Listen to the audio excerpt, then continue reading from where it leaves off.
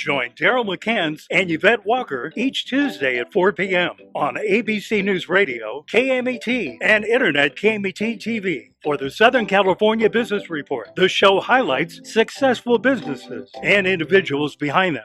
Daryl and Yvette interview the incredible people managing these enterprises that range from awe-inspiring sole proprietors to world-renowned organizations. The Southern California Business Report, Tuesdays at 4 p.m. on KMET AM, FM, and Internet KMET TV.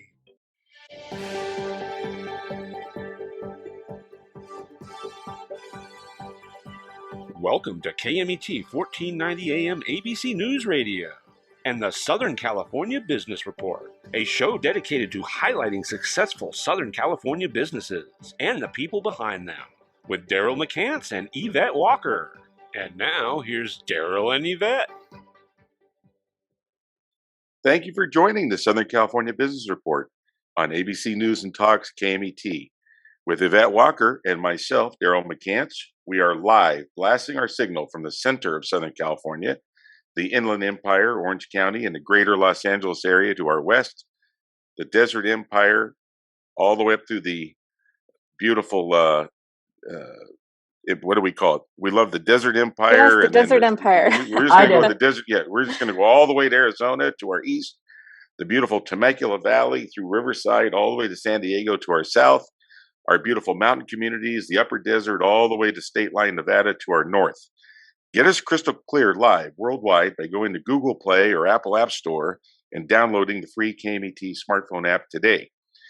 We focus each week on successful businesses in Southern California and the people behind them, serving a local population of nearly 25 million in 10 counties, from San Luis Obispo all the way to San Diego.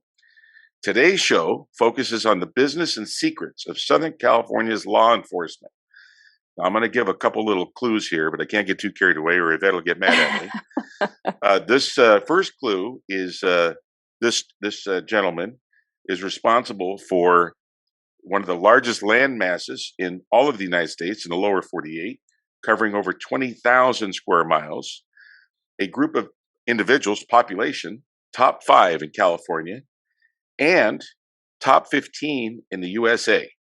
A big, big population.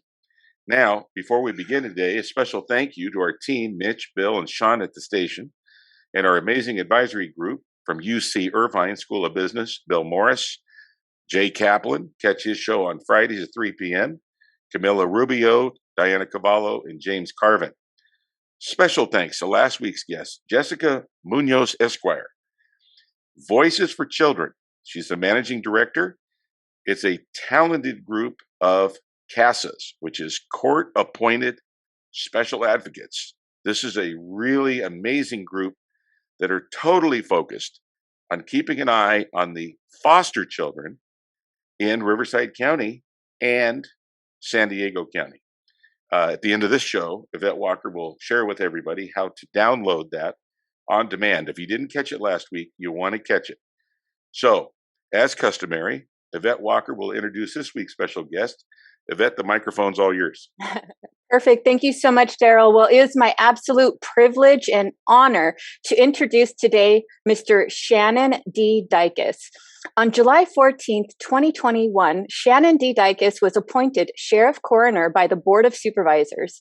He serves as the 36th Sheriff-Coroner of the San Bernardino County Sheriff's Department. Sheriff Dicus was raised in a law enforcement family and has lived in San Bernardino County for over 40 years. In high school, he was a Sheriff's Explorer Scout. After graduating, he enlisted in the United States Army and was assigned to the 101st Airborne Division, where he served as a military police officer at Fort Campbell, Kentucky, and in Sinai, Egypt.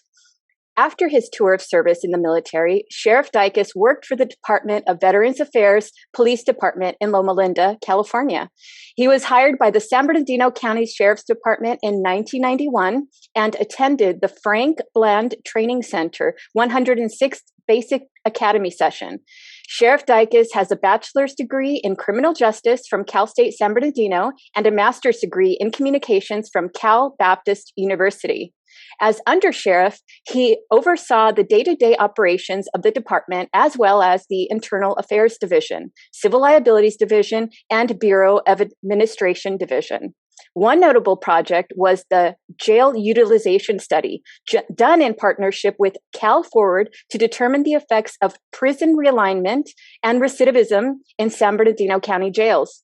As an assistant sheriff, he was responsible for support operations and supervised 3 deputy chiefs, the public affairs lieutenant, and the legislative liaison who oversaw the Corrections Bureau, court security, crime lab, coroner, employee resources, sheriff's academy, public affairs, and local law enforcement legislative efforts.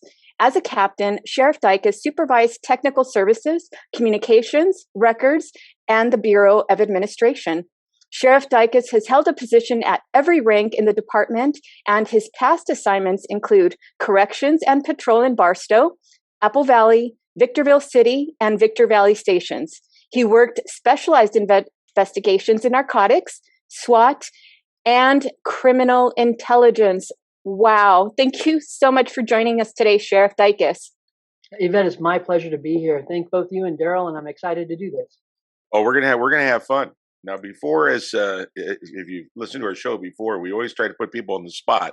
And before we get on to this amazing organization, we already read out the box. We got 2 secrets, and Yvette and I love secrets.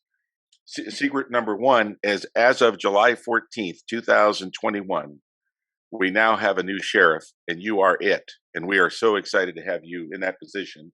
That's number 1 secret. And of course, the other secret is everybody, when they hear Shannon Dicus, they think that we have a young lady sheriff, and surprise, surprise. Okay, yeah, it won't be long, and you're going to have a young lady. You probably are working on that right now, I'm sure.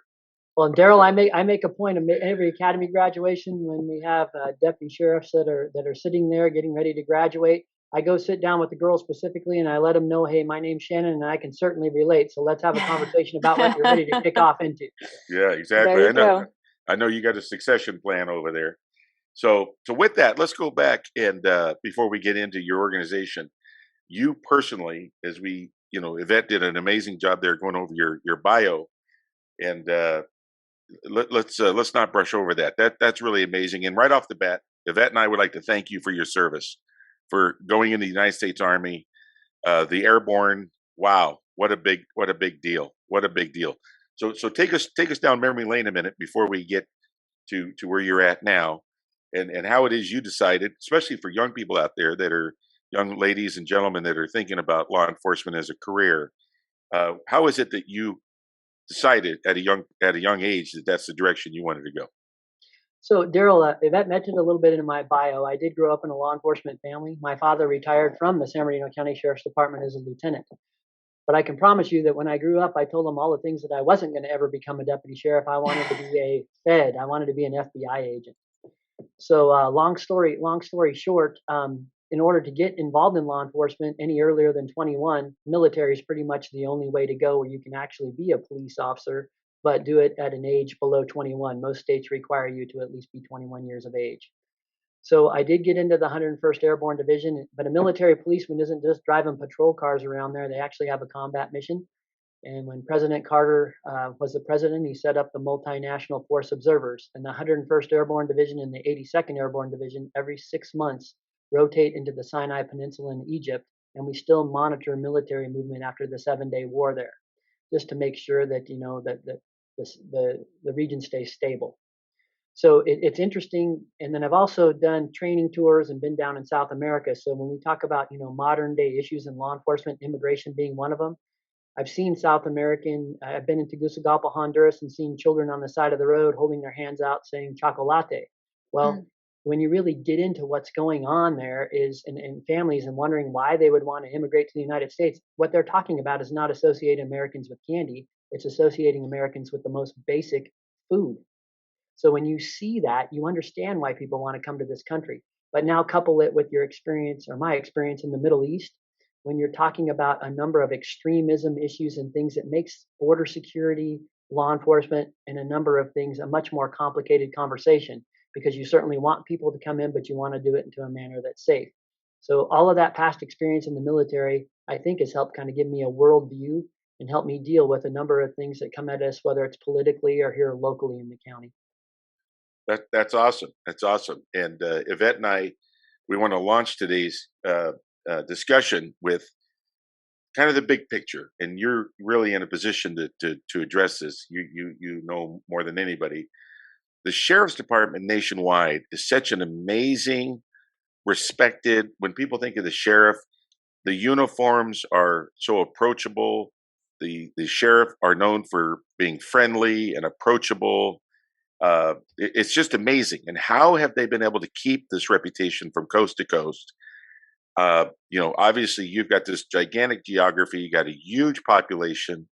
Yvette and I are always amazed whenever the sheriff comes up in conversation, it's positive. How do you explain that? How have they been able to maintain this amazing reputation? Kind of big picture, and then we'll kind of peel the onion down a little bit. How do you think that came to be? Well, so obviously, Daryl, some of it's the history is really relying. If you go back even to let's go back to the cowboy movies, for instance, where the sheriff was in a town and that was the one or two people that you could rely on to solve problems. But as being a sheriff evolved, and this goes all the way back to England, sheriff actually comes from Shire Reeve, the protector of the shire, so to speak. So that's where sheriff comes up with in terms of the name. But if you look at modern day sheriffs across the country, I think it's the connection to the community that really makes the organization successful, because you can't be successful without that connection. And the base connection really is most sheriffs are elected. And so when you're a voter, you're individually having a voice in how you want your community policed by casting that vote. And it's interesting that we are actually talking about this right now, because in the state of California, there have been a number of initiatives to say, well, the sheriff should be any registered voter, and there's no experience required. I mean, that's an assembly bill that just got shelved this year, or changing sheriff's elections around. And I think from a political perspective, number one, law enforcement's not political. We're about doing the right thing. It should be nonpartisan. But there are a lot of partisan activities on whichever side of the fence you're looking at that weigh in, and they want to really kind of get in this election cycle, because sheriffs do have a lot of influence because they speak directly for the community who elects them. And in any one county, you've got boards of supervisors that represent their districts, but a sheriff represents the entire county. So if the sheriff has the voters behind them and the sheriff is speaking the voters' will, they have a lot of influence. And I think that's why you see that great community connection. That is amazing. It really is. And so with that community connection, Sheriff, can you go in depth about some of the programs that you would like to highlight that are working, that are successful, that the community can engage in and be a part of these efforts to serve and protect our communities? Sure, Yvette. And that's a great question, because honestly, it's one of the most difficult things that are going on right now. Right now, I think we all could say there's a nationwide narrative that gets pushed through different media sources, like defund the police and a number of things we've seen. Well, in this county, what we try to do is we have had for an extended period of time what we call information exchange. So we invite members of the community, and whether it's our local churches, not just faith-based organizations, but also community-based organizations, ACLU, activists, you name it, they are invited to come in, and they have access to me and my entire executive staff. So we talk about what issues are trending out there in the community, and then more importantly, listen to them about what issues they have, and then what are we doing about it? Is it something that actually falls in the purview of the sheriff's department? So we've been doing that for years, but one of the things we discovered with the pandemic and a lot of the activism you saw going on last summer was, I don't really think a lot of young people understood what we do. So we started what we call next gen information exchange, and this is a really unique thing. And to go along with Daryl's surprises, this was a surprise, and really how it worked out. But one of the things I love about this is, so we bring in young people, and not just any young person. We talk to our county schools here, and we bring in kids that have some activism going on and that they're interested in what's going on in their community. Then we bring them in, some at-risk youth. So we're getting a kind of across the board look at our youth that have different experiences in their life. And then some kids that identify that are high performers in school. So we put them all in an environment, but what we do is we break them down in these groups of about 5 to 8 kids, and we bring a deputy in there. and they start talking about, hey, what do you think about law enforcement? What are you concerned about? Any kids, minority kids, African Americans, what are your issues? How do you see the cops? What are you taught about the cops? These types of things. But what's the most interesting thing about that environment is they create a relationship. So all of us know speaking in public is not anything most kids want to do, at least initially when you're at that junior high school age, of course. This is what's brilliant about this particular piece, is that the kids will actually come up with a list of questions, but the deputy sheriff they've been talking to is the one that stands up and asks me the question, or a member of my executive staff the question. So they're able to get out exactly what their question is without the fear of all of a sudden presenting to the sheriff or something like that, but get their question answered from the sheriff himself or from one of our executive staff members that are a professional in that piece. So that's been highly successful for us. And I think it also gives us a much more genuine connection to the youth in our community, so that when they're hearing the national narrative and that, cops are bad and this type of thing, we actually talk about some of these incidents. And there are a lot of lawful but awful incidents in terms of the outcomes. But when you talk about them, they understand a little bit more, and you explain your base responsibility is, protecting them, containing incidents. And that sometimes containing those incidents, even when a person is experiencing, mental health issues or a number of things like that, we have to remember the police basic job is to contain it and take care of the safety first, and then we can start working on the mental health component or whatever else, maybe the drug component or whatever's working in that same call. So that's really the second layer, but I'm going to go even further, a little bit more surprise again for Daryl. We have what we call the local level. So I have 14 contract cities and a number of county commanders. These commanders speak my voice, but they speak essentially as the chief of police for each area. So I'll give you an example. In Adelanto, Victorville, and in Rancho Cucamonga, those are contract cities. So the commander that runs that speaks my voice and really acts as a chief of police for that city. So what we do is we take the same information exchange model, but they pull in members of the community from the schools, kids that are there, activists, a number of things that are just from the community alone, because it's important. Victorville is not the same as Rancho Cucamonga. So that's the way that the captain who's actually in charge of policing that area gets input from the community and certainly hears why we respond the way we do. So we kind of have this overarching global across the county when they're speaking with me in information exchange. We do the same thing with the youth at this level. And then at the local level, and I'm a big proponent of keep it local. Don't get involved in the national narrative. Let's talk about San Bernardino County, because that's important. That's the people we're here for. Right. So that exchange model of information has worked out well for us, and we open it up. And it's funny, even the local information exchange model, I'm not allowed to go because we don't allow elected officials to get in there and just spout off whatever their campaign is. It's about the issues for that community. So, we even have rules to make sure that we stay on point with the folks we serve. Oh, that makes so much sense. So, Sheriff Dicus, going back to the Next Gen program that you're conducting, can you talk a little bit about the reception it's received, some of the feedback that you've seen as a result of it being implemented, and maybe point to some stories where it has, given you the opportunity to say, wow, this is really making an impact in our communities? So I'll give you a story. But number one, first of all, it's with the kids. I honestly see aha moments in why the police do what they do. And it takes the scariness out of it when you're hearing, that the police are killing people, for instance. That narrative's out there. And when you put things into context or you break incidents down, you see the kids going, okay, wait a minute, this isn't a person that I need to be afraid of.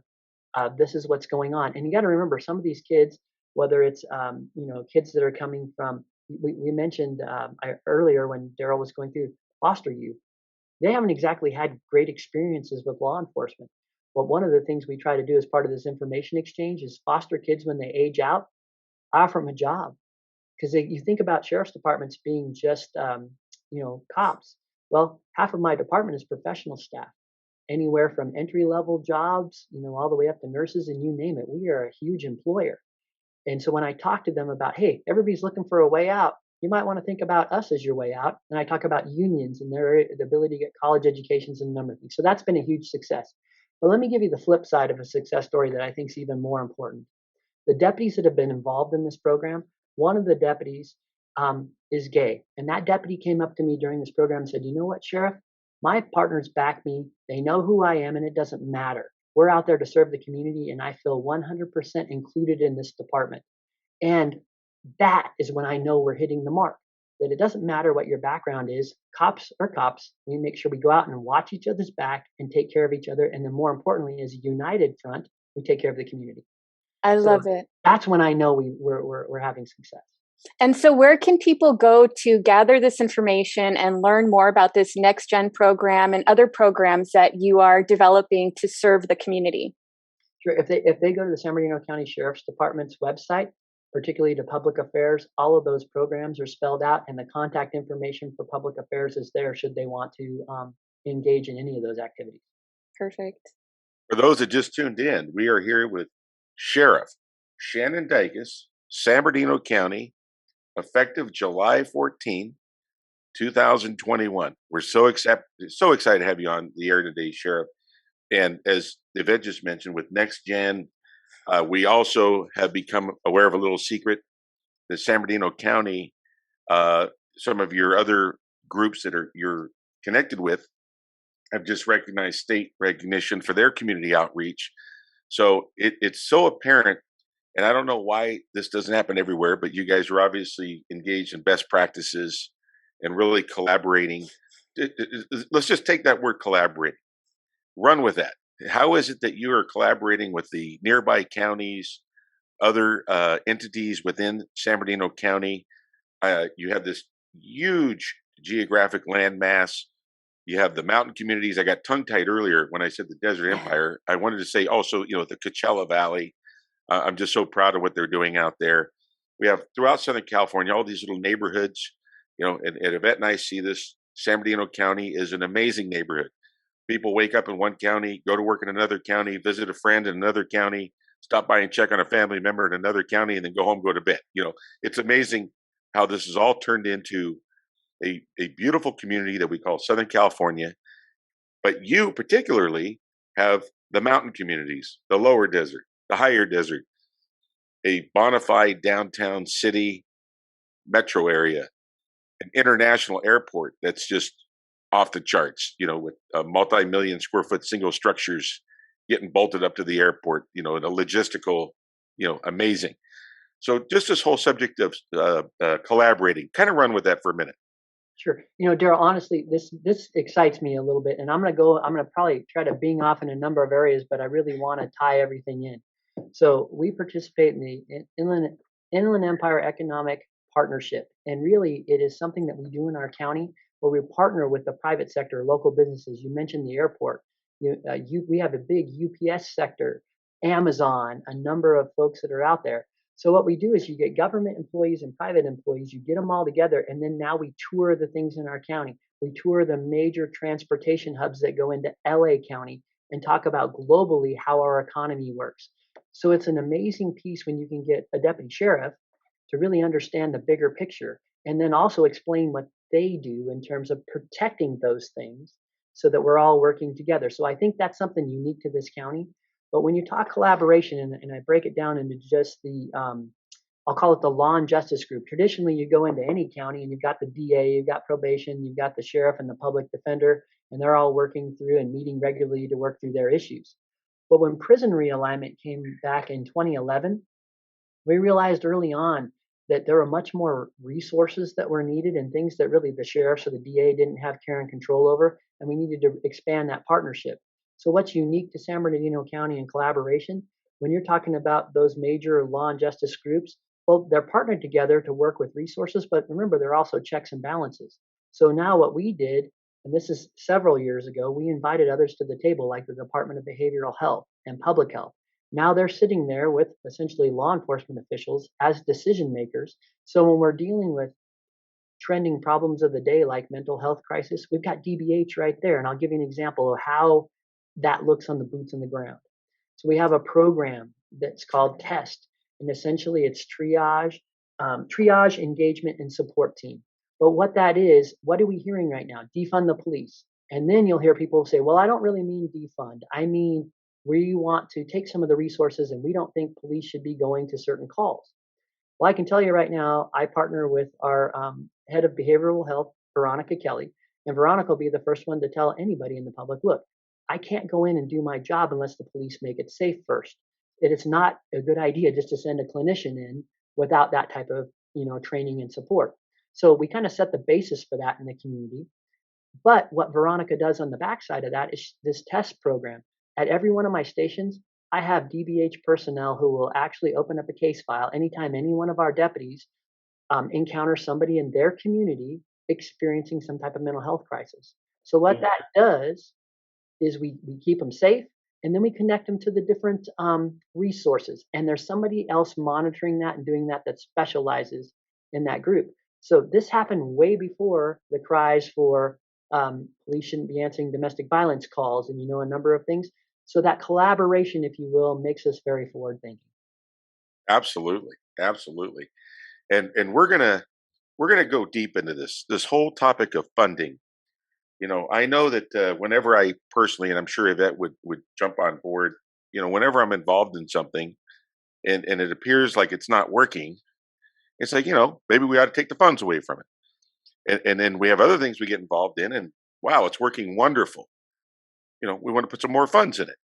So I think that, this is a really a great opportunity. And you obviously have that attitude where, hey, let's just take a clean slate and let's make sure that wherever the funding is going is really benefiting the community, making people safe. They can go to work. They can go enjoy their hobbies and their life. As you said earlier, the pursuit of happiness.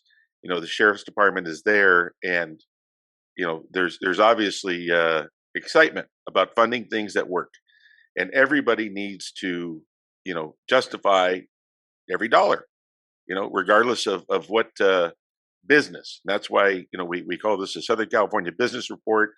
Everybody has a P&L. Your department has a P&L. Everybody has payroll, budgets, all the wonderful pressures on everybody. And when we get back from break, we're going to talk about funding, and we're going to talk about where the excitement's at. We're going to talk a lot more about what's working. And we're just so excited to have you on air, Sheriff, and we'll be right back right after this.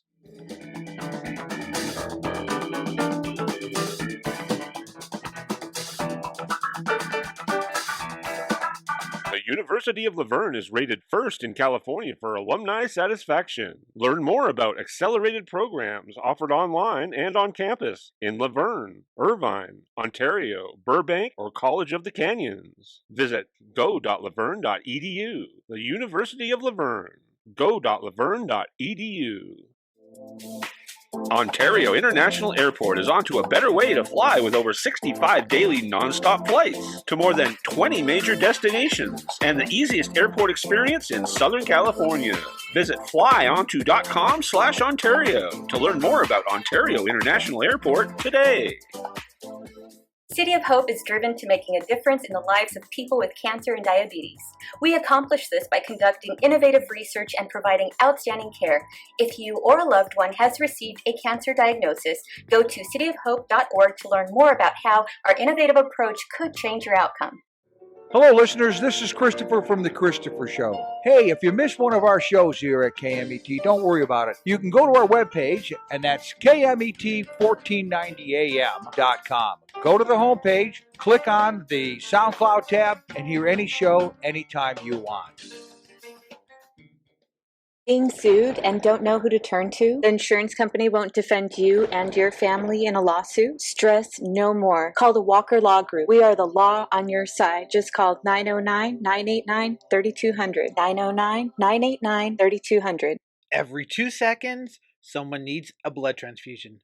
Be on the giving side. Livestream Blood Bank supports patients in 80 Southern California hospitals. Call 1-800-TRY-GIVING for more information and to set an appointment.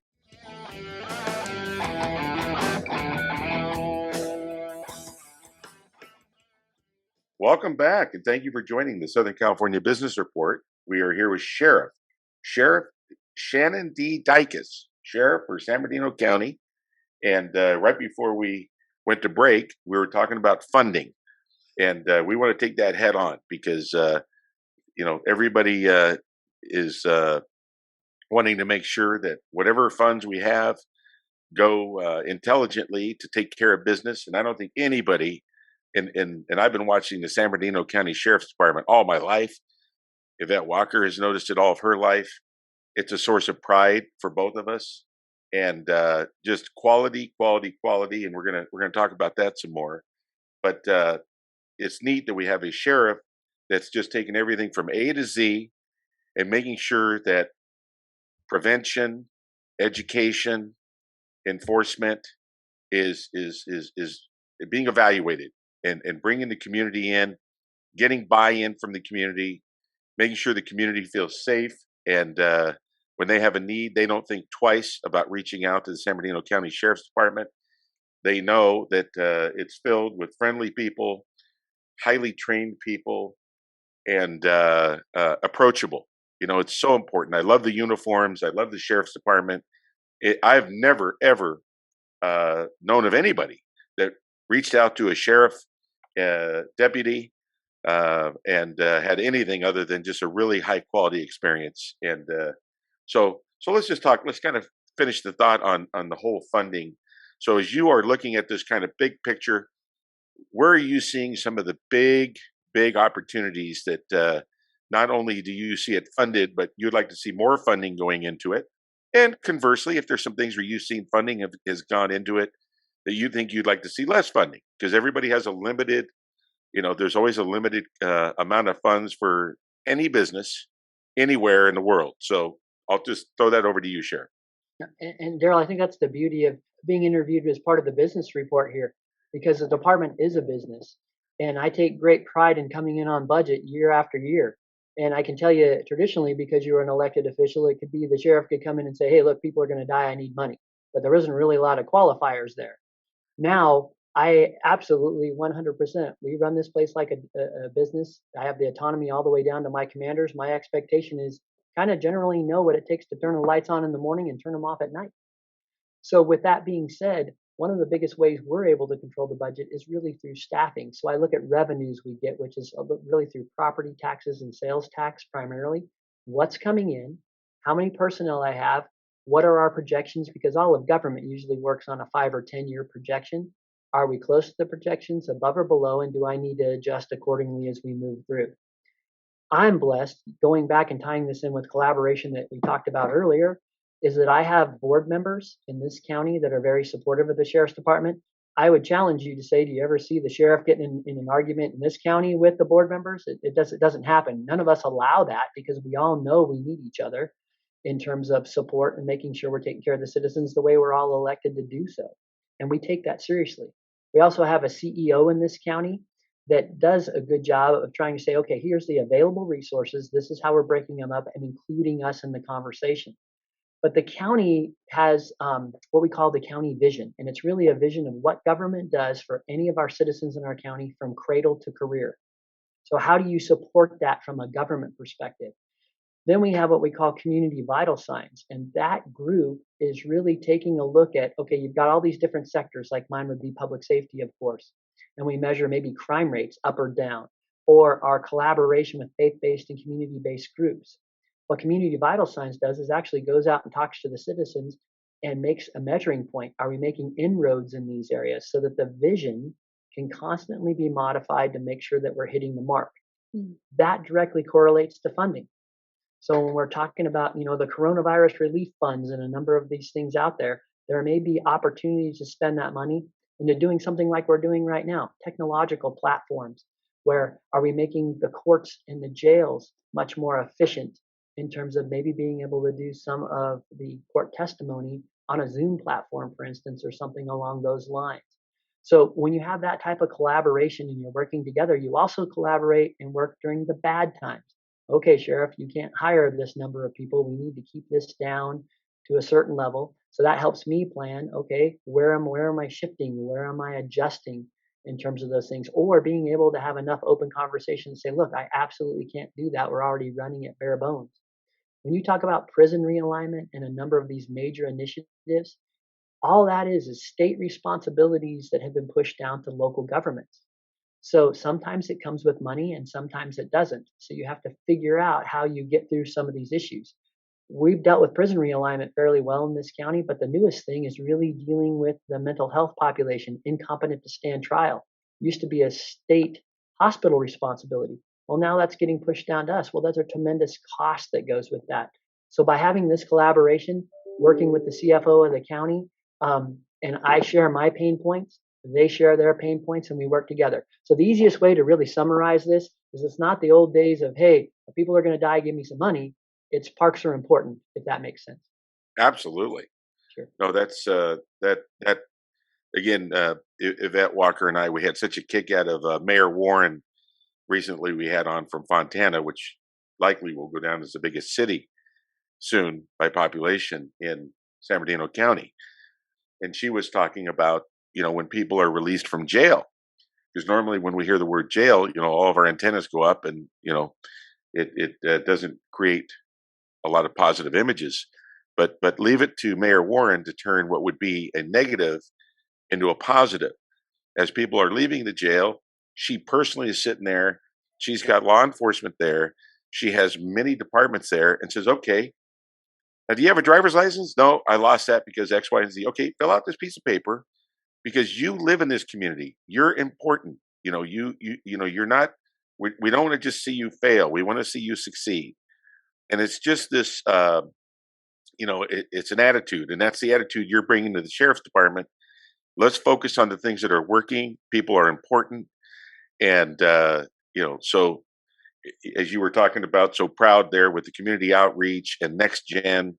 It's exciting to see where people that would normally get themselves in a position where they're going to move on and fail, to see that same person move on and succeed because of things that you've put into place, and I think these things are what's going to take the whole attitude and change it statewide, nationwide, and something tells me that we're going to see a lot of best practices coming out of San Bernardino County. You agree with that? Oh, Daryl, I absolutely agree. And you mentioned Mayor Warren. Aquanetta Warren's a force. She can move mountains. And so that model that they've done in Fontana, we've done the same model, but we actually just expanded it. And it's the Community Services and Reentry Command. And it's actually working out of the jail.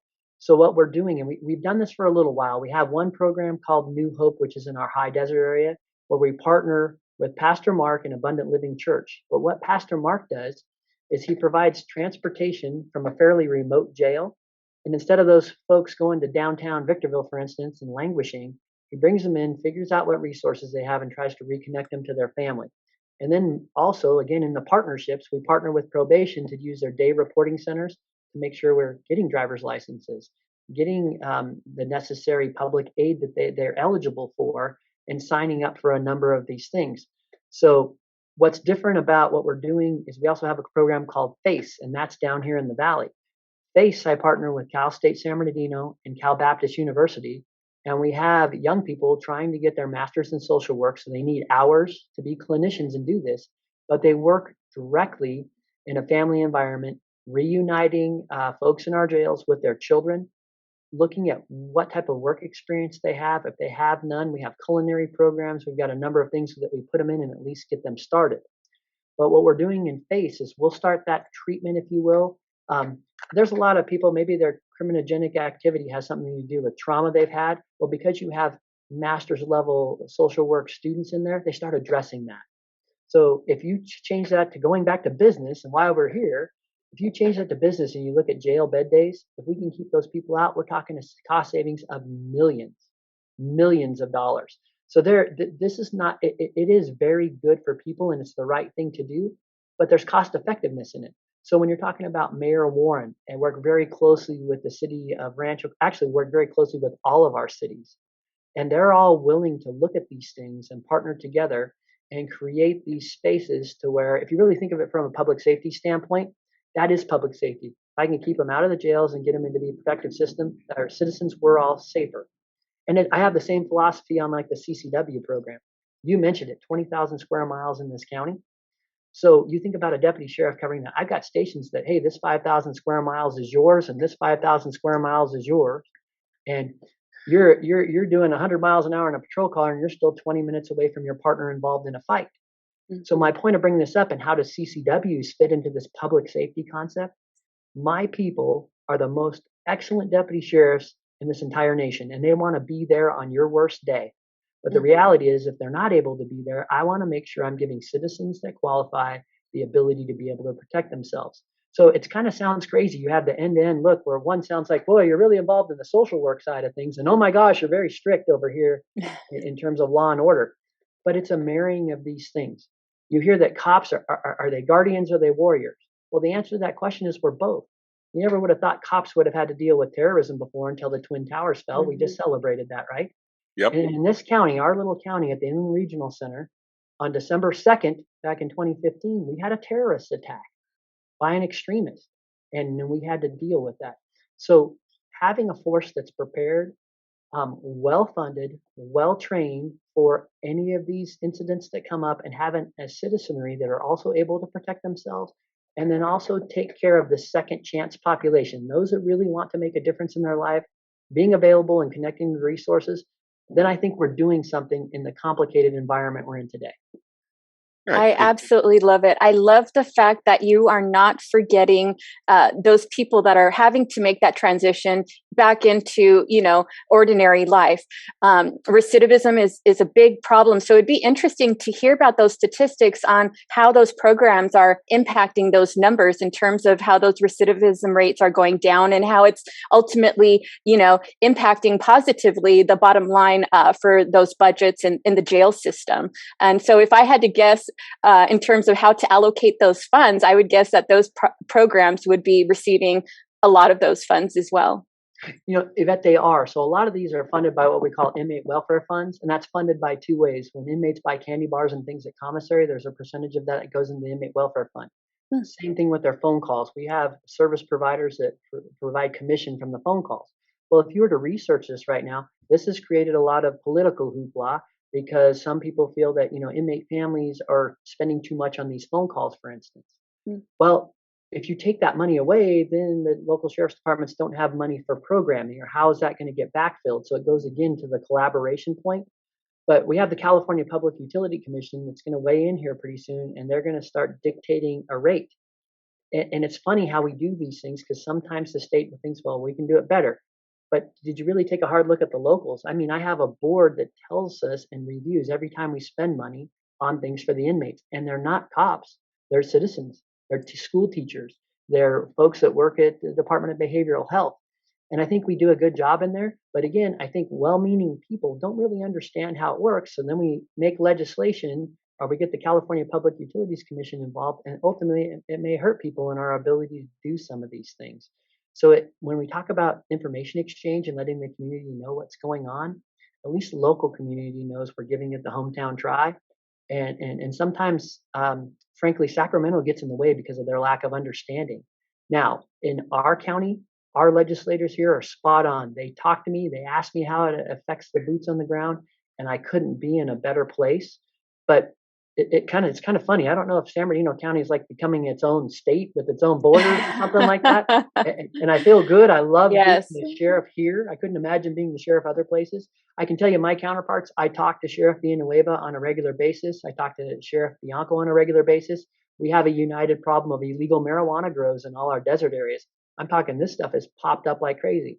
Well, again, California made it legal. And they changed Proposition 64 that made cultivation of marijuana a misdemeanor. So think about this. You can have a marijuana farm, which are popping up everywhere, and we call them plywood grows that are small, but they gross $1 million. $1 million. And what are you subject to? A $500 fine. So that's why we're seeing thousands, and it's actually over 1,000 right now, spread across all of our deserts. So if I don't collaborate with my partner sheriffs, we're pushing it into their jurisdiction, or they're pushing it into mine. So we talk regularly to try to do these mutual enforcements, and we're talking about working on county ordinances because the state has taken the teeth out of this. So now we need to go through a civil process with code enforcement or something like that to try to make San Bernardino County and our partner counties in hospital for that type of activity. And it's not legal; it's illegal grows. I mean, the state created this business opportunity. We're tracking marijuana that's grown in San Bernardino County to places like Iowa, where it's a felony to cultivate that. So we've created this whole illegal enterprise, if you will, that people are making a lot of money with nearly zero penalties. For those that just tuned in, we're on air right now live with Sheriff Shannon D. Dicus, Sheriff for San Bernardino County, effective July 14th, 2021. We now have an amazing sheriff, and I want to brag a little bit, former 101st Airborne, U.S. Army. And, you bring that, just this interview, it just comes out that you have that natural leadership skill. And before we wrap this up today, because you're in that leadership position, and I know you take it very seriously, let's talk a little bit about what you expect from your leaders within your organization as they are out trying to take your message and move it through the ranks, because you have a huge department, huge responsibility. So let's just kind of get on that subject of leadership for a minute before we run out of time. Sure. So Daryl, you mentioned it. It could be very complicated based on the vast amount of area we cover, a lot of rhetoric, if you will, that goes on surrounding law enforcement and the profession of itself and what people think, political polarization, you name it. So what I try to do with our folks is really uncomplicate it to some degree, and I really try to focus on what I believe is foundational. So first and foremost, it's empathy. And you've got to care about what you're doing. Care about what you're doing to the point where when you come in the morning and you say good morning, you're not walking into your office and checking a block that says, "Oh, I said good morning to everybody." No, you notice when somebody said good morning back to you that it was just a little bit different, and you took the time to find out what's going on in their day, what's different, why did they say it differently, or you have to care about what you're doing. And if we exude that, then I think it spills out through our deputies, and it will certainly spill out the community in terms of customer service. Because a lot of the folks that call us are having their worst day. A burglary is a big deal to them. That deputy may have taken 10 burglaries that day, but that's the biggest thing that's happening in their life. And as long as we really care about what we're doing and we realize it, then we're meeting the mark in terms of how the public expects us to engage them and take care of them. And a lot of things you're hearing about in a number of places, and again, not to get political, everything seems to be suspect-centric right now. I'm telling you, in this county, we're going to always be victim-centric. It's the victims we need to take care of, and that's what matters. So empathy would be the first one. And then the second one, I think we could all agree on, especially since you guys have a business show. How many times have we ever heard anybody in a staff meeting, what's the biggest problem? Communication. Are we talking to each other, or we missed the mark, or we didn't say these things? So communicating, making sure that we're accessible, making sure that, just like you said, where do I gain my viewpoint? I gain my viewpoint from the citizens. They are telling me how they want to police. They're telling me that illegal marijuana grows are affecting their quality of life. So when I transfer that through the deputies, I've got to communicate, and I got to make sure that we do it well and do it through all of our commanders and do it regularly. So when you talk about technology and a lot of things we're doing now, there's some good things that came out of the pandemic. I can tell you, I can get a staff meeting done in a matter of 4 hours instead of having them all drive in and talk to me in person. But it's still a mixture of both, because you need the FaceTime, but also you need the efficiency of some of these platforms. So communication, I say, was foundational. And then the last thing is listening. And I can tell you, this is something we probably need to be a little bit better about. We are so customer service oriented in this department. We just want to solve your problem. So a lot of times, as soon as you start to tell me the problem, I'm solving it before you finished what you were saying your problem was. Being a good active listener and making sure we hit the mark, identifying whatever the problems are, whether it be our successes, our efficiencies, you name it, listening. And then if you do those three things, all those other leadership qualities that we all hear about, courage, loyalty, honesty, integrity, if you do those three foundational things and you mean what you say, everything else will grow out of that. And then you end up with a really high performance organization because you keep the basics in mind. It's just like the basics of law enforcement. I feel very strongly about we have to keep people protected. I understand mental health is important in a number of these things that are trending. But first and foremost, when my deputies go on the scene, how do we contain the situation? How do we keep it from getting bigger? And how do we protect people? And then after that, we'll peel the onion back and start working on those other things. But that basic safety, if that's instilled across the citizens of this county, then I know they feel comfortable with their children going to school. They feel comfortable with their businesses, and they feel comfortable with their lives and where they want to go in the manner in which they want to go, not anything dictated to them, how they want to live their lives. Yeah, no, it's there's no question about it. And the fact that you just put it right out there that you are focused on the victims, and you're looking to keep the peace. These things seem so elementary, but it's funny how fast the focus can change. And it's just, everybody in San Bernardino County is very, very lucky to have you there. Yvette and I are so glad that you are in that position and not an FBI agent, for crying out loud. Okay?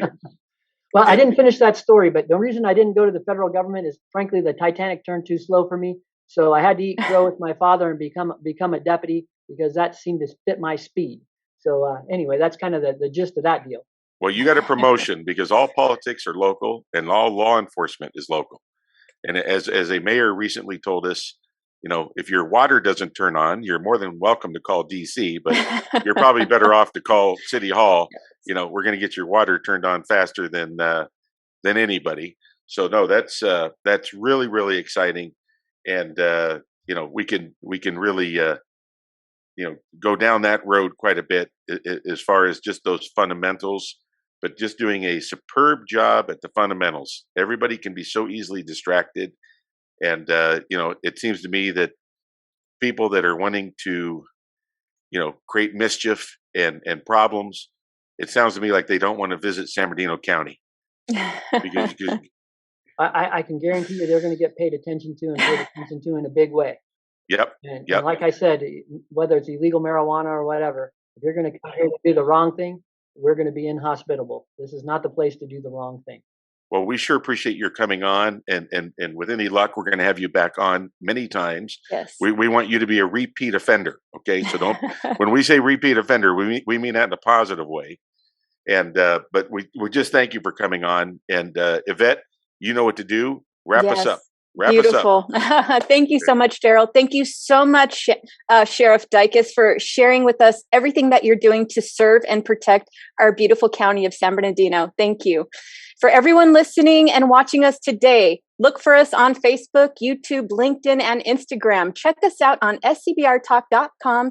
And don't forget to download the free live streaming app on Google Play or the Apple App Store. Check out our YouTube channel and download our interview with Jessica Munoz, Esquire, the Executive Director of Voices for Children's Riverside County Court appointed Special Advocate Program. CASAs are community volunteers who are appointed by judges to advocate for children who are involved in the child welfare or foster care system. Jessica is an attorney and practiced for over 7 years, including 4 years as a trial attorney in juvenile dependency courts in both Los Angeles and San Diego counties. Prior to joining Voices for Children, she developed and coordinated a program at UC San Diego to provide support services to students who are undocumented. In addition to her law degree, she holds a Master of Forensic Science degree and a professional certificate in nonprofit management. Jessica is past chair of the County of San Diego Juvenile Justice Commission and served on the board of the San Diego Civic Youth Ballet. Her professional affiliations include the State Bar of California, the Riverside County Bar Association, Leadership Riverside, and the Fieldstone Leadership Network. Next week, we will feature Dr. Clayton Lau, Chief of City of Hope's Division of Urology and Urologic Oncology. He is an international expert in robotic surgery who has trained countless U.S. surgeons on how to expertly perform minimally invasive robotic surgery. As a director of City of Hope's prostate cancer program, Dr. Lau is an expert on leading-edge treatments for prostate cancer. Everyone listening today, don't forget to tune in next week. Don't miss it. Have a great week.